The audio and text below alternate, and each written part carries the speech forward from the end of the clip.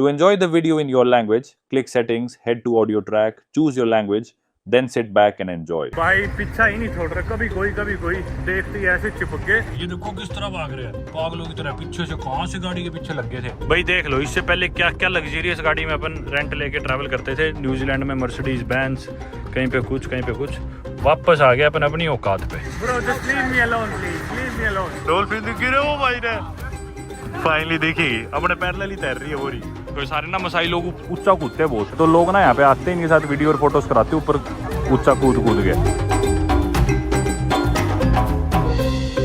मैं हूँ फिलहाल ईस्ट अफ्रीका की एक country Tanzania, and the country shares it's borders with 8 other countries including Kenya, Uganda, Rwanda, Burundi, DRC, Zambia, Malawi and Mozambique. और फिलहाल अपन जाने लग रहे हैं करियाकू मार्केट, जो कि तंजानिया का सबसे बड़ा बाजार है दार एस सलाम सिटी में। मैंने अफ्रीका में इतनी बड़ी मार्केट पहले कभी नहीं देखी भाई। जो मॉडर्न डे तंजानिया है ना, इसे पहले बोला जाता था तंगानिका, और जांजीबार एक अलग एरिया था। जांजीबार तंजानिया का पार्ट नहीं था, ये दोनों मिलकर बन गए एक कंट्री जिसका नाम पड़ा तंजानिया। अगर आप तंजानिया वर्ड को ब्रेक डाउन करोगे तो आप देख पाओगे कि ये तंगानिका और जांजीबार वर्ड का एक कॉम्बिनेशन है। और वहीं टूरिस्ट भी ना आपको ज्यादा जांजीबार में ही दिखेंगे। कोई आता है तो मोस्टली सिर्फ इनके एयरपोर्ट आता है, लैंड होता है, और फिर यहाँ से फेरी लेके या फिर फ्लाइट लेके चले जाते हैं जांजीबार, जिस तरह आज मैं फेरी लेके जाऊंगा। ये आ गया अपने लेफ्ट में कोको बीच, जो थोड़ी देर पहले भी हमने देखा था। अब वापस हम सिटी के साउथ की तरफ जाने लग रहे हैं। नॉर्थ में आगे थे जिधर मैं रहता था, वापस फेरी टर्मिनल की तरफ लौट रहे हैं। इससे पहले कि आदमी हमारे नीचे आए, पहुंच जाते हैं जल्दी से। वक्त हुआ अभी सही 3:41, सही 4 बजे हमारी फेरी है। बोर्डिंग वगैरह होने ही लग रही होगी फेरी की। गूगल मैप से टाइम दिखा रहे हैं 15 मिनट और। अगर 4 से पहले चला दी उन्होंने तो हमारी छूट जाएगी, और 4 से पहले अगर नहीं चलाई और 4 बजे तक बोर्डिंग करने दी तो हम फेरी बोर्ड कर देंगे। चलो देखते हैं। नहीं चलाई और 4 बजे तक बोर्डिंग करने दी तो हम फेरी बोर्ड कर देंगे। चलो देखते हैं क्या होता है।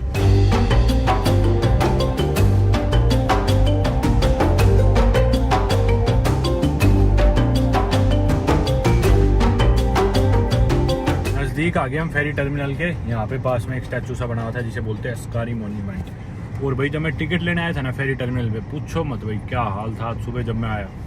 मतलब इतने लोग धक्का मुक्की, रोड से ही ऑटो के पीछे भागने लग जाएंगे, गाड़ियों के पीछे। जैसे दिखे ना कि भी कोई टूरिस्ट है, बाहर का आदमी है, फेरी खरीदेगा, तो जो बीच में दलाल होते हैं टिकट दिलवाने वाले, सड़क पे से पकड़ के लेके आते हैं। मैं किसी तरह उनसे बचता हुआ मेन ऑफिस के अंदर घुसा, और उसके बाद भी मैं लाइन में लगा बिजनेस क्लास या VIP टिकट के लिए, जो महंगे वाली होती है, क्योंकि उसमें नंबर जल्दी आ जाता।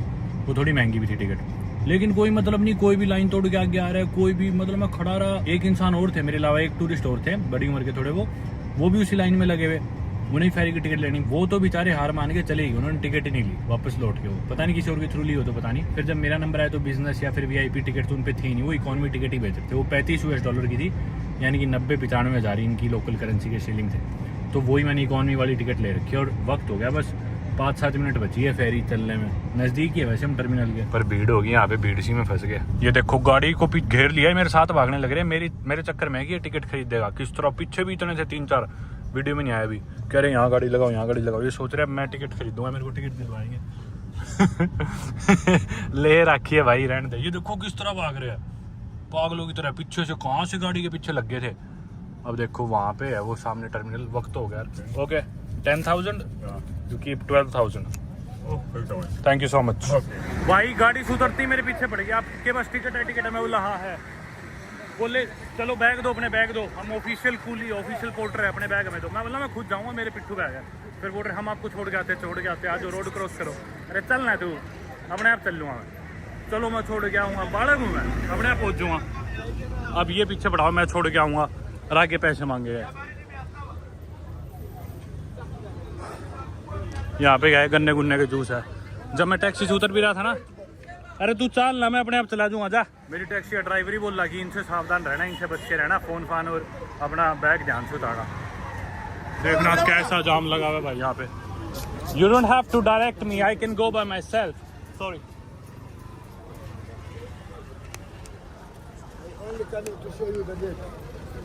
Okay thank you so much. Okay I knew the gate, thank you. अभी फिर मेरे चिपक के पासपोर्ट दिखा, टिकट दिखा। मैं बोला मैं नहीं दिखा रहा किसी को भी।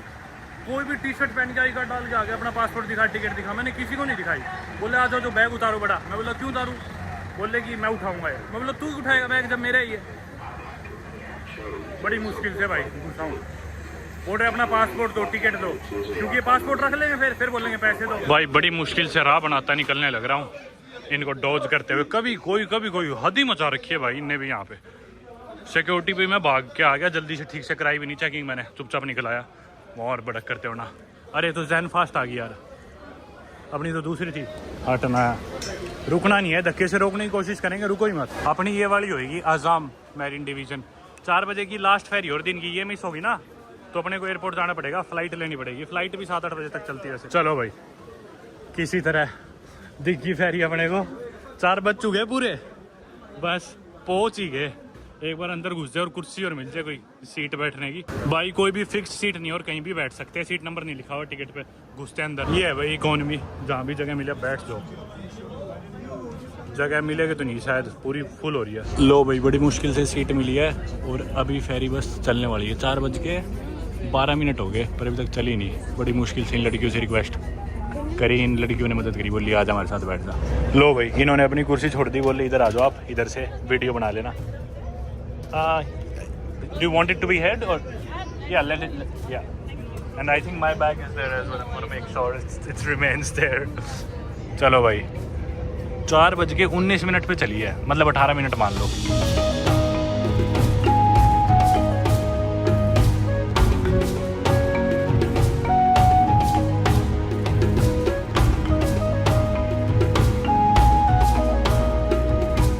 लो भाई वो दिख रहा है आपको सामने ज़ांज़ीबार।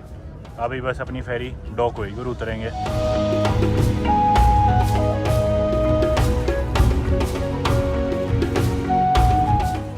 आगे भाई बाहर फेरी से हम ठीक ठाक सही पहुंचा दिया यार इसने तो, 1.5-2 घंटे में ही। स्मूथ जर्नी थी काफ़ी, पता नहीं चला इतना। और बात करते आए तो वैसे भी सफ़र कट गया। अभी बाहर निकलते हैं, टैक्सी करनी पड़ेगी। मैंने सुना है कि यहाँ पे टैक्सीज बहुत महंगी है और मैंने कोई गाड़ी रेंट नहीं कराई, करा लेनी चाहिए थी वैसे। इन लड़कियों ने तो रेंट पे ले रखी है। चलो कोई टैक्सी तलाशेंगे। अब एकदम तो मौके पता नहीं गाड़ी भी मिलेगी या नहीं मिलेगी, कोई रेंट पे लेना भी चाहूँ तो। दोस्तों पानी की बोतलें देखना कैसे फेंक रखी है समुद्र में लोगों ने, मतलब इतना प्लास्टिक फेंक रखा है यहाँ पे। आगे भाई इधर, और इधर ये फेरी टर्मिनल से उतरती ये पासपोर्ट देखते हैं, चेकिंग कराओ। अरे भाई इधर तो अलग से स्टैंप लगेगी मेरी, क्योंकि मैं टूरिस्ट हूँ ना, इमिग्रेशन पे आना पड़ेगा, स्टैंप लगेगी। क्योंकि मैंने आपको बताया सेमी ऑटोनोमस रीजन है ज़ांज़ीबार, तो इधर की अलग से स्टैंप है। ये देखो ये डोमेस्टिक अराइवल कार्ड भी दे रही है जो भरना है। ओ भाई साहब बाहर निकलते हैं, एग्जिट टर्न लेफ्ट। भाई इमिग्रेशन तो क्या थी, अराइवल तो क्या था। इतनी देर में तो अमेरिका पहुंच लेता, वहाँ की इमिग्रेशन कस्टम क्लियर करके जाके सो जाता घर पे। ओ भाई रे बताता हूँ, चलो कोई टैक्सी तलाशते हैं पहले तो। कोई टैक्सी वाला आने भी नहीं लग रहा पूछने के लिए, एक तो खुद ही ढूंढने पड़ेंगे, नहीं तो सारे चिपक जाते हैं पहले। वो तो पोर्टर तो इतने चिपक गए, टैक्सी वाले नहीं आ रहे। भाई हद मचा रखी है यार। इधर तो टर्मिनल पे आती मेरे को जाना था मेरी अकोमोडेशन में, जो कि है ज़ांज़ीबार का। अगर आप स्क्रीन पे मैप देख रहे होगे तो इसका जो टर्मिनल है ये है वेस्ट में, और मैंने मेरी अकोमोडेशन बुक करा रखी है इसके बिल्कुल नॉर्थ में, नुंगवी जो इलाका है। और नुंगवी काफी ना मतलब ऐसे रिलैक्स्ड एरिया है, बीच वाइब्स और टूरिस्ट भी आते हैं उधर। तो वो जगह है यहाँ से दूर 40-50 किलोमीटर है, और मतलब 1.25 घंटे का रास्ता है। मैंने टैक्सी वाले से पूछा कितने लोग हैं, तो सीधा बोले 1,20,000 शिलिंग, जो कि अपने भारतीय रुपए देख लो 4-5 हज़ार रुपए बनेंगे सीधा। जहां हमारा दर सलाम में 10,000 से ज्यादा बिल नहीं आता था टैक्सी का, यहाँ पे फेरी टर्मिनल से अपने अकोमोडेशन जाने के अपने लगेंगे 4-5 हज़ार रुपए भाई। मैं तो बोला रहने दे भाई। फिर मैंने ऊबर पे चेक करा, ऊबर पे भी 90,000 दिखा रहा है। क्या ही करे भाई, 3,400 तो ऊबर पे भी दिखाने लग रहा है। फिर ये भी बोले कि 90,000 में ले जाएंगे। मैं बोला 70,000 देता हूँ मैक्सिमम, बोले नहीं। फिर मैंने सोचा एक बार आसपास कोशिश करता हूँ कहीं कोई गाड़ी मिल जाए तो। भाई सारे लोग जैसे ही मैं बोल रहा था उसके तुरंत बाद ही चिपक पड़े। अब देखो ये लोग भी पीछे कैसे चिपक रहे हैं, मेरे फोन निकाल ले तो दूर होने लग रहे। ओ भाई रे बुरा हाल हो गया। ये देखो भाई सारे, I'm good, thank you, yeah. I'm going to Nungu now. If you are ready to give me 50,000 shillings. 50,000? Yeah, I'll check. I'm gonna see if I can get the car on rent. If I don't find it, then I'm gonna come back and go to Nungu. I'm gonna come here in 5 minutes if I don't find a car. I'm going to the car rental right now. If I don't find a car at the car rental, I'm gonna come back. Because if you rent the car, you should put with the fuel. Yeah, fuel, permit. I know. But still, yeah, okay. Thank you. Go back. Yeah. I'm good. Leave me. Thank you so much. I'm good. Thank you so much. Leave me alone, bro. Please. Please. Unsatisfied people. भाई देखो यार कितने चेप हो गए यार सही। Bro, just leave me alone, please. Leave me alone. बिल्कुल फेरी terminal के बाहर तो भाई नहीं थे लोग। मैंने सोचा था यहाँ पे लोग नहीं चिपके, और भाई उसके 1 मिनट बाद जो मेरे चिपके हैं लोग। चल माँ भाई यूँ तो काम नहीं बनेगा, इन टैक्सी वालों के तो हम ही लगते रहेंगे ऐसे। No but I am renting a car, या I am going to car rental. भाई पीछा ही नहीं छोड़ रहे, कभी कोई देखते ही ऐसे चिपक गए भूखे आईना की तरह। अरे यार किस बात की इतनी आई बना रखी है ज़ांज़ीबार की, मेरे तो ये समझ में नहीं आने लग रहा है यार। देखना कितना धुआं, गंदगी, भीड़ भड़ाका, कोई सेंस नहीं किसी को, और वही टैक्सी माफिया चला रखे हैं यहाँ पे भी। और अभी तो मैंने इनके परमिट्स, टैक्सीज, इंश्योरेंस की आपको बात बताई नहीं, पूरी बताऊंगा। इधर लोकेशन दिखा रहे कार रेंटली, मैंने उसे फोन करके पूछा, बोल रहा है कि एक ही गाड़ी है पर उसमें एसी नहीं है, पुरानी कंडीशन में। मैं बोल रहा एक बार आ रहा हूँ मैं देखने। अरे भाई थोड़ी सी शांति हुई है सड़क से हटके, इतना शोर भाई, इतना शोर, बुरा हाल कर रखा है, बुरा यार। भाई उस कार रेंटल वाले की तो लोकेशन गलत है, इधर था ही नहीं वो। पूछा मैंने एक दो लोकल से, किसी को पता भी नहीं। ऐसे बुरके में औरतें आएंगी, बोल रही है पैसे दो खाने के लिए। मैं बोला तू दे मेरे को, फिलहाल तो मैं ज्यादा भूखा और परेशान हूँ तुम सबसे। ये क्या है, ये कोई बराजा ला मानसीपा, मुझे नहीं पता नहीं, ये तो स्वाहिली लिखी हुई है। ये कोई बिल्डिंग सी है, साथ में मेन रोड है। ये सड़क फिर भी थोड़ी सी ठीक लग रही है भाई, बहुत ही ओवरवेलमिंग था वो फेरी टर्मिनल तो यार हद ही मच गई। मैंने तो ढंग से पूरा रिकॉर्ड भी नहीं किया था, जबकि शाम के 6:40 हुए और पीछे कोई सायरन सा बज गया, आवाज आ रही है उधर, पता नहीं किस नाम का सायरन है। Oh so you have this car? This is small, yeah Small one. Oh, that one. डज इट टर्न ऑन? That one is half AC, but the gauge it's not working. That one it is half AC, but the gauge is working. Does इट टर्न on? Sorry? Does this car turn on? It looks like it doesn't even turn on. How much is the price for this one? I told you before, $30 per day. Same price? Yes, all same price. But bro, this is American price. This is European price that you're offering me. Give me Asian African price. भाई ये गाड़ी है, इसमें AC थोड़ा बहुत काम कर रहा है, लेकिन इसका फ्यूल का टैंक काम नहीं कर रहा। यूँ नहीं देख सकते तेल कितना है गाड़ी में तुक्के से चलानी पड़ेगी, बोल रहा है कभी बंद हो सकती है, कुछ नहीं पता। पर उन टैक्सी वालों के मुंह लगने से तो बेहतर ही है, जो भी है काम चलाऊ। $30 बोल रहे इसने एक दिन के, मैंने एक बार अभी 4 दिन के लिए ली है तो $120 हो गए। लेकिन यहाँ पे परमिट भी लेना है भाई, इतने फालतू के ऊपर के खर्चे हैं इस आइलैंड पे, बताता हूँ आप लोग, दिमाग खराब हो गया मेरा तो। I have to lock it like this. How do I lock it? Cannot?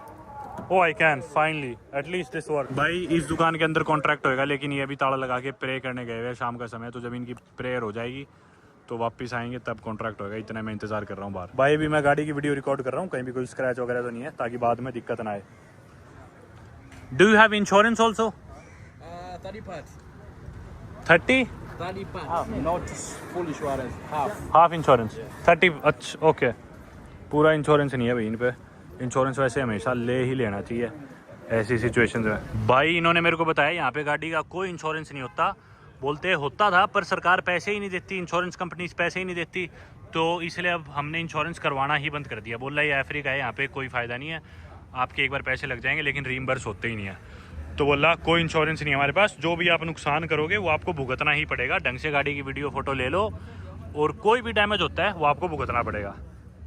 मगर ठीक है भाई, क्या इलाज है। ज़्यादा से ज़्यादा इसमें डैमेज, खैर क्या होगा, कोई खरोच ही लगेगी। पूरी गाड़ी की इसकी कीमत कितनी होगी? 20-30 हज़ार होगी। व्हाट की? आई हैव द की, या it's with me. So just to give you some, you want to check something. Okay, So let's go inside. Make sure my bags are inside. You don't. Okay, yeah thank you Sufiyan भाई। इसके वैसे review पढ़ के आया था मैं, होना तो ठीक चाहिए बंदा। एटीएम पे आ गए भाई पैसे निकलवाने के लिए कैश। एयरपोर्ट पे देखा ही था आपने परसों, बहुत पैसे चार्ज करते इधर ही है, पर देखते एक बार कितने। स्टैनबिक बैंक नहीं मिला, वो सबसे सही है, वो कमीशन तो लेता है पर पैसे ज़्यादा निकाल देते हैं एक बार में। देखो ये 4 लाख पे लेगा 14,000 की फ़ीस, यानी कि 14,000 तो चलो 500 रुपये भारत के, इतने तो स्टैनबिक भी लेता ही, क्या करे अब, चलो कोई नहीं। लो भाई आ गया पैसा अपने पे। वैसे तो मैंने 4 लाख वहाँ पे निकलवा लिए, इस दूसरे एटीएम में भी ट्राई कर रहा हूँ ये मैक्सिमम कितने निकाल के देगा, क्योंकि जो मेरी अकोमोडेशन है ना वो भी बोल रहे हैं कि हम फालतू पैसे लेंगे कार्ड से, 5% का सरचार्ज। 5% तो कहीं नहीं सुना मैंने पूरी दुनिया में, हर चीज़ में यहाँ पे इतने एक्स्ट्रा सरचार्ज, इतने एक्स्ट्रा पैसे। मैं एक बार देख रहा हूँ ये मैक्सिमम कितने पैसे निकाल के देंगे। अब ये ले रहे हैं 6% का मार्कअप, यार हद मचा रखी है। कैंसिल। या thank you so much brother, I appreciate it. Yeah, next time I'll come on my Royal Enfield. Can you tell me where is the nearby fuel station? Where can I get the fuel? Perfect, that's lovely. चलो भाई आ गई अपनी गाड़ी, ताला गाड़ी तो क्या है, यूं लग रहा है हरीसन का ताला खोल रहा हूँ। बैठो भाई। ओहो, अरे यार गोड्डे फंस गए इसमें तो यार। इसमें तो वो बदबू आ रही है यार गांजे की। कोई ये पता नहीं किस टाइप के लोग बैठे होंगे इसमें। यार मेरी टांगे फंस गई है तो पीछे नहीं हो रही भाई। ये सीट पीछे कर। अब ये किसी को बुला के ला रहा है जो शायद सीट पीछे कर देगा। बाकी भाई यहाँ पे ना, not the back, my legs. Okay, this one. My legs, yeah. It is too tiny, like, but okay, I don't have a choice. Yeah, this does not go upwards. Yeah, a little bit. Okay, I will manage. Yeah? I will manage, yeah. Don't worry. I'm from India. I can drive everything. चलो भाई, काले शीशे गाड़ी दे यार आगे। Light भी है, अच्छा। मैं तो सोच रहा था फ्लैश ऑन करके चलाऊंगा। चलो भाई, इसको रिवर्स में डाल देते हैं। डल गई।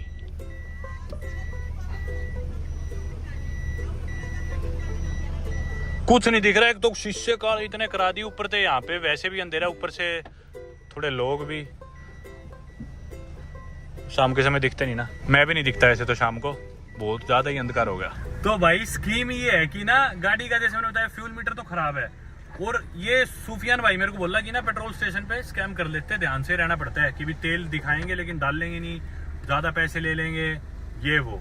बोला बड़े ध्यान से तेल डलवाना। मैं बोला तू साथ ही चल मेरे। बोला हाँ ठीक है, मैं तुम्हारे साथ चलता हूँ, पहली बार तेल डलवाने के लिए। अभी जो सीट है ना मेरी, सीट भी झूलेदार है, यूँ देखो फिक्स है लेकिन झूलती है यूँ। भाई देख लो, इससे पहले क्या क्या लग्जरियस गाड़ी में अपन रेंट लेके ट्रैवल करते थे। न्यूजीलैंड में मर्सिडीज बेंज, कहीं पे कुछ कहीं पे कुछ। वापस आ गया अपन अपनी औकात पे। आ जा भाई Sufiyan. Yeah. Oh, you're coming with me? Come. Let's go. Where are you going right now, you say? I'm going to Nungvi after the fuel, yeah. Okay, I will show you the way because me, I'm going this way, no way. Okay, no problem. That's Maybe cool. Tomorrow I will take it, a scooter. Right now, I'm Yeah. with someone. No problem.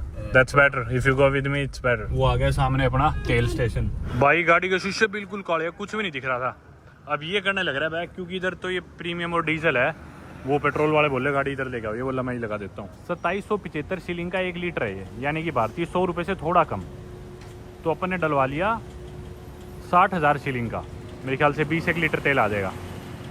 20 litre तेल में अगर ये worst case में 10 की average भी देती है तो ये 200 किलोमीटर तो निकाल ही देगी गाड़ी वर्स्ट केस में। तेल डल गया भाई, अब अपना चलते हैं अब अपने होटल की तरफ। भाई पूरे देश की सबसे घटिया गाड़ी फिलहाल मेरे पास ही होगी, पूरे आइलैंड की। कुछ दिख ही नहीं रहा, तो अभी इस पे कपड़ा मारने लग रहे हैं। तो जिस भाई से ना हमने गाड़ी रेंट करी थी, जस्ट अभी उस भाई को मैंने उतार दिया, और कुछ आप लोगों से ना मुझे बातें करनी थी। तो मैंने सोचा आप लोगों ने मार्केट की वो केओस देखी होगी, दार एस सलाम की, इनकी लार्जेस्ट सिटी की सड़कें टूटी फूटी बीच बीच में अपने को देखने को मिली। हालांकि जिम काफी अच्छी थी, सिटी सेंटर का अच्छा पार्टी हमने देखा, लेकिन अब आप एकदम से ज़ांज़ीबार जैसे हम आएंगे आप चौक जाओगे इनकी लग्जरियस आइलैंड लाइफ देख के। मैं भी कुछ ऐसा ही एक्सपेक्ट कर रहा था, लेकिन बाहर निकलते ही नज़ारे कुछ और ही थे। मतलब यहाँ फेरी टर्मिनल के नज़ारे तो एक तरह से दार एस सलाम से भी ज्यादा केओटिक थे। और जैसा कि ज़ांज़ीबार को तंजानिया की या फिर वैसे भी एक tourist destination, popular tourist destination माना जाता है, मैं कहूंगा कि इसे टूरिस्ट की जगह टैक्स डेस्टिनेशन होना चाहिए। अगले कुछ समय तक मैं शायद जो बातें कहूँ वो थोड़ी कंट्रोवर्शियल हो सकती है, लेकिन मैं सिर्फ अपना ओपिनियन दे रहा हूँ। मैं किसी को सपोर्ट नहीं करता, मैं किसी के अगेंस्ट नहीं हूँ। मैं इस देश में एक टूरिस्ट हूँ, और जो बस मेरी थॉट्स है मैं बस वो बता रहा हूँ। मैं गलत भी हो सकता हूँ। तंजानिया देश में लैंड होती मैंने इनका वीजा खरीदा $50 का। एयरपोर्ट पे लैंड हुआ मैं का दार es Salaam airport, Dar es Salaam which is Tanzania's largest city and former capital. Dar es Salaam airport में मैं एंटर हुआ, $50 का मैंने इस देश का वीजा लिया। अब दार एस सलाम सिटी से मैं लेता हूँ फेरी इसी देश के एक और पार्ट जाने की, ज़ांज़ीबार। यहाँ पहुंचने के लिए मैंने फेरी बुक कराई। फेरी कहाँ से चल रही है? दार एस सलाम से, तंजानिया की लार्जेस्ट सिटी से। फेरी में बिजनेस क्लास, वीआईपी क्लास तो टिकट थी नहीं, इकोनॉमी में भी मैंने टिकट ले ली लेकिन सीट ही नहीं थी, तो पूरी फेरी बुकड आउट थी। सारी फेरीज जो भी आज जाने लग रही थी, किसी तरह मैंने $35 पे करे, मैं पहुंचा ज़ांज़ीबार फेरी टर्मिनल। अब फेरी टर्मिनल पे उतरते ही, क्योंकि मैं फॉरेनर हूँ, क्योंकि मैं तंजानिया का सिटीजन नहीं हूँ, ऑब्वियसली ज़ांज़ीबार का तो कहां से होऊंगा। ज़ांज़ीबार एक सेमी ऑटोनोमस स्टेट है तंजानिया देश की। आप लोगों ने मेरी वीडियो स्टार्टिंग से देखी है तो आप सब चीज समझ रहे होंगे। अब फेरी से उतर के मेरे को पासपोर्ट दोबारा स्टैंप करवाना था ज़ांज़ीबार के लिए। जी हाँ, हालांकि मैं तंजानिया देश में हूँ लेकिन स्टैंप दोबारा लगने वाली थी। अब मैं इमिग्रेशन काउंटर पे गया तो मेरे को ऑफिसर ने एक फॉर्म दे दिया भरने के लिए। वो फॉर्म मैंने भर दिया। वो फॉर्म लेके मैं दोबारा इमिग्रेशन ऑफिसर के पास गया तो वो बोला कि भी पहले इधर नहीं, पहले दूसरे काउंटर पे जाओ। दूसरे काउंटर पे मैं गया तो मुझे बताया गया कि मुझे यहाँ पे इंश्योरेंस खरीदना पड़ेगा ज़ांज़ीबार आने के लिए। मैं बोला कैसा इंश्योरेंस? बोले आपका इधर का ट्रैवल इंश्योरेंस है। मैं बोला मेरे पास ऑलरेडी ट्रैवल इंश्योरेंस है। बोले नहीं, यहाँ पे कोई और इंश्योरेंस वैलिड नहीं होगा, आपको यहीं का इंश्योरेंस लेना पड़ेगा ज़ांज़ीबार का। ठीक है भाई, कितनी कीमत है? अब उसकी कीमत थी, ऊपर टैक्स वैक्स जुड़ गया, जो भी था मुझे नहीं पता, $44 मुझे उसके दोबारा पे करने पड़े, जबकि मैं तंजानिया देश की एक पार्ट में आया हूँ और उधर के मुझे इंश्योरेंस के पैसे देने पड़ रहे। या तो भाई यूं हो कि भी ठीक है साइलेंट की स्पेशल एंट्री फीस है, नहीं, इंश्योरेंस के पैसे अलग से $44 वो मैंने पे करे। वो पे करने के लिए QR कोड सा था जो मैंने उधर से स्कैन करा और ऑनलाइन जाके फॉर्म भरा, अपना नाम, पासपोर्ट नंबर, बेसिक डिटेल्स और ऑनलाइन पेमेंट करी। वो स्क्रीनशॉट उन्हें दिखाया और उन्होंने मेरा अराइवल कार्ड स्टैम्प कर दिया। अब अराइवल कार्ड लेके मैं चला गया इमिग्रेशन ऑफिसर के पास। फाइनली लोग लाइनें तोड़ के आ रहे थे, कभी कोई आगे आ गया, कभी कोई, थोड़ा अनऑर्गेनाइज सा था और सभी लोग इतनी देर में जा भी चुके थे। अब इमिग्रेशन ऑफिसर मेरा पासपोर्ट कर देता है स्टैम्प और मैं निकलता हूँ टर्मिनल से बाहर। फिर मैं फंसता हूँ उस केओस में जो आपने देखी, इतने लोग मुझे घेर लेते हैं, टैक्सी टैक्सी ये वो। और जो टैक्सीज अपने को मेन लैंड तंजानिया में, दर es salaam में, मतलब 10-10 हजार शिलिंग में होने लग रही थी, भारतीय 300, 400 रुपए, उसके सीधा 10 गुना 12 गुना रेट ज्यादा मांगे जाते हैं मेरे से। खैर मैं ये बात मान रहा हूँ, डिस्टेंस भी ज्यादा है, मान रहा हूँ मैं बात, लेकिन फिर भी सीधा 12-12 गुना रेट, 1,20,000 शिलिंग मेरे से मांगे जाते हैं, जो कि अपने 4-5 हजार रुपए हो गए भारतीय। लोग पीछे पड़ गए, आओ आओ बैठो, ये करो वो करो। तो मतलब सबसे पहले तो अराइवल पे इंश्योरेंस खरीदो $44 का, उसके बाद फिर ये इनका टैक्सी माफिया से सारा, उसको डॉज करो आप। और यही टैक्सीज नहीं, इनफैक्ट मैंने यहाँ पे गाड़ी रेंट करी है, तो इसके लिए भी मुझे यहाँ से एक अलग से परमिट बनवाना पड़ेगा, जो कि $10 का एक्स्ट्रा बनेगा। तो मतलब उस परमिट के भी $10 किसके पास गए? ज़ांज़ीबार सरकार के पास। तो कितने जरियों से आप अलग अलग टैक्स बटोरने लग रहे हो, टूरिस्ट से या जो भी लोग आपके पास यहाँ पे घूमने आने लग रहे हैं उससे। और उसके बाद भी आपको ज़ांज़ीबार में रहने के लिए हर रात के $2 एज टूरिस्ट टैक्स देना पड़ेगा, जिधर भी आप रुकते हो उस अकोमोडेशन। और आप जो भी होटल या अकोमोडेशन कराते हो, मोस्टली होटल्स में ये रूल है कि अगर आप कार्ड से पेमेंट करोगे तो आपको 5% सरचार्ज चार्ज किया जाएगा। यानी कि अगर आपको अपने होटल के $100 पे करना है तो आपको 105 करने पड़ेंगे, 5% एक्स्ट्रा। जी हाँ, 5% का सरचार्ज, जो कि मैंने आज तक अपनी जिंदगी में कभी भी किसी भी देश में सुना ही नहीं, इतना ज्यादा यहाँ पे चार्ज किया जाता है। तो आपके ऊपर पता नहीं फलाना इंश्योरेंस, फलाना सरचार्ज, फलाना आपका टूरिस्ट टैक्स, फिर ऊपर से ये टैक्सीज के पैसे। मतलब मेरे को तो अभी तक जो फील हुआ है, सही में ये टैक्स डेस्टिनेशन ही है। यहाँ पे मैं 4-5 दिन बिताने वाला हूँ शांति से, और देखते हैं आगे का सफर अपना कैसा रहेगा। एक तो गाड़ी का शीशा खराब है, ऊपर से गाड़ी की लाइट भी खराब है, ऊपर से गाड़ी खुद ही खराब है। सड़क पे कुछ भी नहीं दिखने लग रहा, तुक्के से गाड़ी चला रहा हूँ, कुछ भी नहीं दिख रहा। रैंडमली फोन में क्या पता आपको फिर भी थोड़ा बहुत शायद दिख रहा हो, कुछ ही नहीं पता चल रहा भाई, एकदम तुक्के से गाड़ी चलने लग रही है। बात करना चाहूंगा तंजानिया की, बल्कि तंजानिया की भी नहीं, टंगनयिका की। आप लोग जानते हो, वीडियो स्टार्टिंग से देखिए तो, कि भी ज़ांज़ीबार अलग, टंगनयिका अलग। और टंगनयिका ने ज़ांज़ीबार को अपने साथ जोड़ के देश का नाम तंजानिया रखा, ताकि ज़ांज़ीबार की अलग आइडेंटिटी उसमें झलके। आप में से काफी लोग तंजानिया को जानते होंगे माउंट किलिमंजारो की वजह से। जी हाँ, तंजानिया देश का जो नॉर्थ ईस्टर्न पार्ट है ना, वो काफी माउंटेनियस है और काफी डेंसली फॉरेस्टेड है, और वहीं पे लोकेटेड है Mount Kilimanjaro, which happens to be the tallest mountain in Africa, और पूरी दुनिया की highest free standing mountain in the world. यानी कि कोई ऐसी माउंटेन जो किसी माउंटेन रेंजेस का हिस्सा ना हो, मतलब सिंगल फ्री स्टैंडिंग माउंटेन कोई दुनिया में है सबसे ऊंची, तो वो तंजानिया देश की माउंट किलिमंजारो ही है। क्योंकि जितनी भी टॉलेस्ट माउंटेन्स है दुनिया की, वो किसी ना किसी माउंटेन रेंज का पार्ट है। माउंट किलिमंजारो की हाइट हालांकि 5895 मीटर शायद, अगर मैं गलत नहीं हो तो, और दुनिया की टॉप 200 जो हाईएस्ट सिंगल माउंटेन्स, हालांकि उसमें इसका नाम नहीं आता, पर अफ्रीका की हाईएस्ट है। और सिंगल फ्री स्टैंडिंग माउंटेन की बात करें तो उसमें पूरी दुनिया में ही हाईएस्ट है। यानी कि जो 150-200 से ऊंची जो माउंटेन है, वो किसी ना किसी माउंटेन रेंजेस का पार्ट है। इसी के साथ में तंजानिया देश में 17 नेशनल पार्क्स है। जी हाँ, इतनी डाइवर्स और इतनी इंटरेस्टिंग यानी कि वाइल्ड लाइफ है तंजानिया देश की। मैं जानता हूं, मैं अभी तक सिर्फ सिटी वाला पार्ट कवर कर रहा था वीडियो में। आप लोग शायद तंजानिया को माउंट किलिमंजारो की वजह से जानते होंगे, यहाँ की वाइल्ड लाइफ की वजह से, यहाँ की लेक्स की वजह से। वो सब चीजें मैंने अभी तक दिखाई नहीं, लेकिन ये चीजें बतानी जरूरी है। आप एक बार समझो, मतलब 17 नेशनल पार्क्स है। दुनिया के जो भी जानवर आपने बचपन में किताबों में देखे है ना, वो सारे जानवर इस देश में पाए जाते हैं। इनकी सफारीज की अगर हम बात करें तो दुनिया की one of the top destinations में से एक है तंजानिया वाइल्ड लाइफ सफारीज के लिए। इस देश का 42,000 स्क्वायर किलोमीटर एरिया इनके नेशनल पार्क से कवर्ड है, जो कि 40% एरिया होगा पूरे देश का। आप इमेजिन कर सकते हो भी कितनी जबरदस्त वाइल्ड लाइफ है इस देश की। इसके साथ ही अफ्रीका कॉन्टिनेंट की तीनों ग्रेट अफ्रीकन लेक्स की अगर हम बात करें तो वो तीनों लेक्स तंजानिया में पार्टली या फुली पड़ती है। सबसे पहले तो लेक विक्टोरिया इसके नॉर्थ में, जो कि पूरे अफ्रीका कॉन्टिनेंट की सबसे बड़ी लेक है तंजानिया में। इसके वेस्ट में आप देखोगे तो पूरे अफ्रीका की डीपेस्ट लेक तंगनयिका, और पूरे अफ्रीका की सेकंड लार्जेस्ट लेक भी है। लार्जेस्ट भी इधर है लेक विक्टोरिया, सेकंड लार्जेस्ट और डीपेस्ट लेक तंगनयिका भी यहाँ पे है। और पूरे अफ्रीका की सेकंड डीपेस्ट और थर्ड लार्जेस्ट लेक भी लेक मलावी भी तंजानिया के साउथ में है। आपने मेरी मलावी वाली वीडियो में देखा होगा, मैंने पहले ही बताया कि लेक मलावी में पूरी दुनिया में सबसे ज्यादा स्पीशीज ऑफ फिशेज पाई जाती है। तो यानी कि तीनों अफ्रीकन बड़ी लेक्स तंजानिया में है, पार्टली या फुली। अब आप लोग सोच रहे हो कि मैं इतनी देर से सारी बकवास क्यों करने लग रहा हूँ, इतना ज्ञान क्यों झाड़ने लग रहा हूँ, मैं अपनी गाड़ी क्यों नहीं चला रहा। अब वापस आते हैं पिछले पॉइंट पे कि भी लोग ना बिगर पिक्चर नहीं देखते। लोगों का पर्सपेक्टिव क्या है, लोग यहाँ पे क्या मानते हैं। हालांकि सेमी ऑटोनोमस स्टेट है ज़ांज़ीबार ऑलरेडी तंजानिया देश की, इसको काफी पावर्स मिली हुई है। ये जो भी टैक्स वैक्स मेरे से बटोरा जा रहा है, ये सब ज़ांज़ीबार की सरकार के पास आ रहा है, तंजानिया के पास नहीं जा रहा। लोकल इंसान से मैं पूछ रहा हूँ कि भी कितना सेफ है रात को, बोल रहे ज़ांज़ीबार के लोग आपके साथ कुछ नहीं कर सकते। ये तंगनिका यानी कि तंजानिया वाले लोग आके यहाँ पे करते हैं क्राइम, ये आपको लूट लेंगे।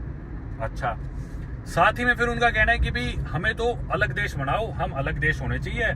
तंजानिया तो चलिए हमारे बलबूते पे रहे, हमारे बलबूते पे उन्हें पैसा मिल रहा है। अब मैं एक टूरिस्ट हूँ, ना ही मैं किसी की सपोर्ट हूँ, ना ही मैं किसी के अगेंस्ट हूँ। यहाँ के लोगों को जो करना है वो करो, तंजानिया की सरकार को जो करना है वो करो। ज़ांज़ीबार तो क्या, ये छोटे से आइलैंड है तंजानिया देश के पास में।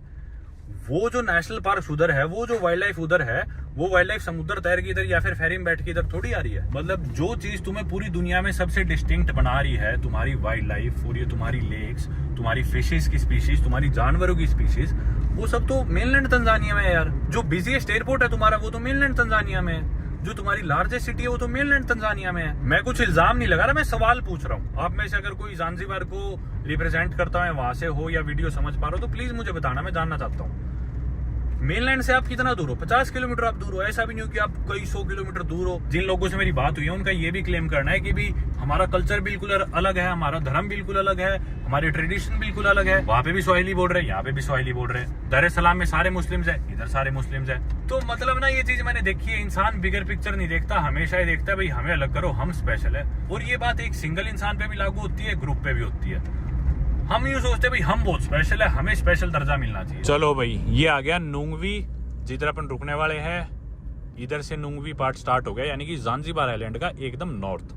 काफ़ी सारे इलाके हैं। अपन थे वेस्ट में, स्टोन टाउन उधर ही है। जो इनके टिपिकल घर और रेजिडेंट्स देखने को मिलेंगे, वो स्टोन टाउन में देखने को मिलेंगे ज़ांज़ीबार के। पर खूब सारे इलाके हैं। अपन बिल्कुल नॉर्थ में आ गए। इधर से लेफ्ट लेना है अपने को, रोड से अब हम मुड़ गए लेफ्ट। यहाँ पे अपना चलो चलते हैं, ढूंढते हैं लोकेशन पे। यार मैं तो सोच रहा था बहुत ही ज़्यादा मॉडर्न ऐसे रिजॉर्ट्स वगैरह सारी जगह ऐसी होंगी। हालांकि मेरे पास मेरा परमिट नहीं आया है, तो जिस दुकान से मैंने गाड़ी रेंट करी थी ना, वो बोल रहा कि भी कल भेज दूंगा परमिट आपका। हाँ, इधर सीख होने चाहिए अपने। बीच बंगलोज करके कुछ नाम है, लेफ्ट में दिखा रहा है आगे मोड़, कोई दिख रहा है? हाँ, वो आगे सीख है एक मोड़, ये होगा। देखो कितने गोरे लोग हैं यहाँ पे, है ना। इधर टूरिस्ट काफी आते हैं। मैं तो रास्ता पूछ रहा हूँ और मेरे को पता है इधर सीख है। कहीं गाड़ी में बैठने को तैयार हो लिया था भाई। मैं बोला रे ये है, ठीक है चला जाऊंगा। ये होगी एंट्रेंस शायद, ये खुली है क्या? यही है भाई। खड़ी करते हैं गाड़ी एक बार, चलो रे अंदर चलते हैं। कुछ भी अवेलेबल नहीं था, कुछ भी। आके भाई चेक इन कर रहा हूँ, कुछ ऐसे सारे बंगलोस। ये पूल है भाई इनका, कमरे की तरफ जा रहे हैं। ये है भाई अपना घर। ये आया अपना $500 का। 43-44 हज़ार रुपये कटे हैं मेरे कार्ड से, 4 रात हो गए बस। ये छोटा सा लो भाई, अपनी जैगवार में से बैग निकाल लेते हैं दूसरा। खुल जा रे हरीसन, आ जा मिस्टर। इनकी ना 10 बजे किचन बंद हो जाती है और हालत टाइट हो रखी है, तो मैंने यहीं पे भी खाने का ऑर्डर दे दिया एक बार तो। और अभी 10 बजने में 15 ही मिनट है। मैं बोला मैं एक बार नहा के आई, इतने खाना बनाओ तुम। सारे कपल्स आए हुए भाई, बिल्कुल रोमांटिक जगह है ना। तो मैं इकलौता सिंगल था यहाँ पे। इनफैक्ट इन्होंने रूम का प्राइस भी मेरे को 2 जनों का दे रखा था। मैं बोला मैं अकेला हूँ यहाँ पे। बोला अकेले तो ऐसे कोई आता ही नहीं। मैं बोला मैं अकेला ही हूँ भाई, एक जने का कर दे प्राइस। ब्रेकफास्ट भी एक ही जना करेगा क्योंकि ब्रेकफास्ट इंक्लूडेड था। फिर जाके इन्होंने मेरे को प्राइस दिया था 4 रातों का $480, जिसमें $2 पर नाइट का टूरिस्ट टैक्स भी ऐड होगा। तो 4 रातों का हो गया टोटल $488 मेरे खाते से शायद कटे हैं 43-44 हज़ार रुपये, प्लस TDS भी कटा है 13-14 हज़ार रुपये। वो एक बार तो 60 हज़ार के करीब रुपए मेरे कट गए। आप लोग सोच रहे हो इतना तो ये कुछ है भी नहीं कि 45 हज़ार रुपये 4 रातों की इधर रुकने गए, इतना तो कुछ बड़ा ये है भी नहीं। और अफ्रीका ये तो। पर मैं आप लोगों को बता दूं भाई, सारे रिजॉर्ट्स बुकड आउट थे इधर नुंगवी में। ज़ांज़ीबार के नॉर्थ में कुछ भी अवेलेबल नहीं था, सब फुल था। और मेरी आदत आप लोगों को पता है, ये लास्ट मोमेंट प्लान्स होते हैं कि भी ठीक है कल वहां जाना है तो आज बुकिंग कराते हैं, फिर आज वहां जाना है तो आज ही बुकिंग कराते हैं। तो आज यहाँ पे आना था, कल रात को 12 बजे मैं देख रहा हूँ कि भी कहाँ रुकना है, कोई जगह ही नहीं मिल रही, सब कुछ बुकड आउट। मैंने सोचा था कि किसी 5 स्टार रिजॉर्ट में रुकूंगा, बढ़िया। आप लोग अब यूँ सोचो कि भी मैं अपनी बात से कॉन्ट्राडिक्ट कर रहा हूँ, मैं रिजॉर्ट में क्यों रुक रहा हूँ, धक्के क्यों नहीं खा रहा। पर हर कुछ टाइम में मैं ब्रेक लेता हूँ। अभी मैं पिछले 10-11 दिन से मैंने रिकॉर्डिंग से ब्रेक नहीं लिया, सिर्फ एक कल के दिन का ब्रेक लिया था, और कल भी मैं थोड़ा बहुत रिकॉर्ड कर रहा था और बाकी काम कर रहा था। तो अगले 2-3 दिन मेरे आराम के ब्रेक के, और मैं नहीं चाहता भाई हर चीज ही मैं रिकॉर्ड करने लगूँ ना। तो इसलिए मैंने सोचा था कि भी लाइफ में पहली बारी मैं कोई बढ़िया 5 स्टार रिजॉर्ट खुद के पैसों से बुक करा के उसमें रुकूंगा। पहले मैं नहीं रुका कभी भैया ऐसा खर्चा करके। तो मेरा तो बजट था 1.5-2 लाख रुपए मैं खर्च दूंगा 4 रातों के, पर कुछ था ही नहीं अवेलेबल। मजबूरी में फिर ये 3-4 स्टार प्रॉपर्टी है ये भी। खैर ये भी पैसा खराब करने वाली बात है, पर जब कुछ भी नहीं मिला ना, फिर मैंने सोचा कल की भी इससे बेहतर तो मैं दुखी होने लग रहा हूँ। इतने पैसे लगाना भी चाह रहा हूँ, मैं फ्लाइट लेके अमेरिका चला जाऊँ, न्यूयॉर्क। तो एक बार तो मैं न्यूयॉर्क की फ्लाइट बुक करा रहा था, फिर मैंने सोचा चलो बार्सिलोना चलते हैं। एक ना बुक है पैराडॉक्स ऑफ चॉइस, आप लोगों के पास बुक अलग है, मैं पढ़ता नहीं, जिंदगी में कोई बुक नहीं पढ़ी, पर मेरे को पता है आप लोगों के पास जितनी ज्यादा चॉइसेस होगी ना, आप लाइफ में उतना कंफ्यूज होगे। तो कल मेरे साथ यही चीज हुई, मैं पूरी दुनिया की सारी सिटीज जाने को तैयार था, फिर मैंने एंड में सोचा यार ऐसे नहीं कोई फायदा, छोड़ो, मिलेगा तो ठीक है, नहीं मिलेगा तो कोई नहीं। इनसे मैंने रिक्वेस्ट करी कल बहुत ज्यादा, तो ये मान गए, लेकिन बोले एक कमरा है थोड़ा दूर है वो दे देंगे, और ये कमरा इन्होंने मेरे को दे दिया। अब नहा के चलते खाना खाने, मैंने ऑर्डर कर दिया प्लेस, हिम्मत नहीं थी बाहर कहीं जाने की भी। भाई इनसे मैंने चिकन और चावल मांगे थे, पर कह रहे चावल खत्म हो गए तो मैंने आपके लिए फ्राइज बना दिए। मांगे इनसे मैंने, और अभी इनकी किचन बंद होगी। अब ये कैसे खाऊंगा, कोई कॉम्बिनेशन है। बाकी दोस्तों कुछ ऐसा हाल होता है अफ्रीका में, 50,000 रुपए देने के बाद भी ऐसा शावर मिलता है आपको। कोई इंसान थका रहा है तो 1 घंटा तो उसे शरीर की साबुन उतारने में ही लग जाए, क्योंकि ये शावर का प्रेशर होता है। हालांकि इसकी हाइट बहुत नीची है, मेरे सिर में भी अड़ रहा है, वो बात अलग है, चलो वो तो कोई नहीं, पर आप ये देखो पानी का प्रेशर। 50,000 रुपए दे बाद ये हाल है। 1 घंटा तो मैंने इसकी टूंटियाँ खोली सारी, मखा कहीं हवा घुस रखी हुई, इसमें हवा निकल जाएगी, पर ये इसकी मैक्सिमम स्पीड थी, और ये नहीं सारी टूंटियों में बस इतनी ही स्पीड है। देख लो भाई, शावर देख लो इनके 50,000 रुपए लिए बाद। भाई कुछ ये हाल है, देख लो रात के यहाँ पे ज़ांज़ीबार में जाम लगा पड़ा है, लोगों को कोई मतलब नहीं, कह रहे रॉन्ग साइड से ले जाओ, यहाँ से ले जाओ, वहां से ले जाओ, कुछ मतलब नहीं, कुछ नहीं पता किसी को। ये देखो ये बस वाला पूरी बस ही बैक करके लेके आने लग रहा है, मतलब रॉन्ग साइड से। अरे यार कमाल कर रखा है सही में। पुलिस आ रही है, पुलिस वाले कह रहे हैं आप इधर से जाओ। अरे मगर रोड के लेफ्ट साइड चलाते हैं, तुम भी ब्रिटिश कॉलोनी रहे हो वहाँ, नहीं पता तुम्हें। और सिनालीम बोल रहे हैं मेरे से, बोल रहे नहीं रॉन्ग साइड चलाओ, रॉन्ग साइड। आगे जाके और जाम लग गया। अरे देख ये देखो अभी ये लेके आने लग रहा है वापस। और फिर थोड़ी सी आगे मेरे को पुलिस वाले ने रोक लिया, बोला पैसे दे, नया साल आ गया, नए साल के नाम के पैसे दे। मैं बोला तुम जाम खुलवा नहीं रहे, तुम अपना काम कर नहीं रहे, पैसे दे दो तुम्हें। सड़क पे गिनती की 20-30 गाड़ियां होंगी जिनकी वजह से जाम लग रहा है। इतनी सी गाड़ी अपने दिल्ली में हो ना, सबको पता है कि भी कहां से निकालनी है, क्या करना है, एकदम से जाम खोल देंगे। एक ही है भाई, पता ही नहीं कोई कुछ कर रहा है, किसी को पता ही नहीं कैसे हैंडल करना है।